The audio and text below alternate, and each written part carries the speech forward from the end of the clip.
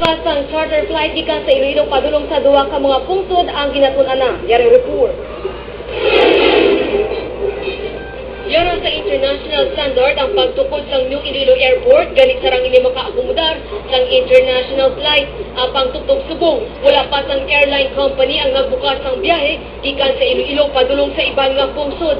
Subong gimpahayag sang alkalde nga natala na siya nga magpakigsapol sa isa ka airline company agud makasugod na bisan charter flight pala sa Enero sa masunod nga tuig. Ina-workout subong.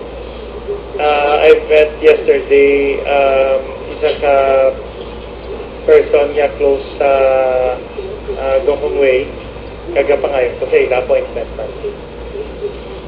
Pero ang nato niya target by January tani makasugod na kita sa mga international flights lang. Tapos chartered lang ano. Iloilo, Hong Kong kag Iloilo, China vice versa ang duha ka mga gina-target nga destinasyon. Ganit kinahanglan nga may kapahamta nga immigration kag custom officers sa airport. Mas mauna siguro ang Hong Kong kay ang Hong Kong niya wala sang visa. Unlike yung China, may visa geti. Away man sa di consulate office do ala sa Cebu. So mula nga kung makabutang man diri kung maka-establish kita very good relationship sa China, mas makabutang man sila sa ila ding consulate office. Sa tiyon nga matigayong ini nga plano hindi lamang mahapos para sa mga dumuluong ang pagpadulong sa syudad. Makabenepisyo man diri ang mga Ilonggo nga overseas Filipino workers kag nagatrabaho sa Hong Kong kag China.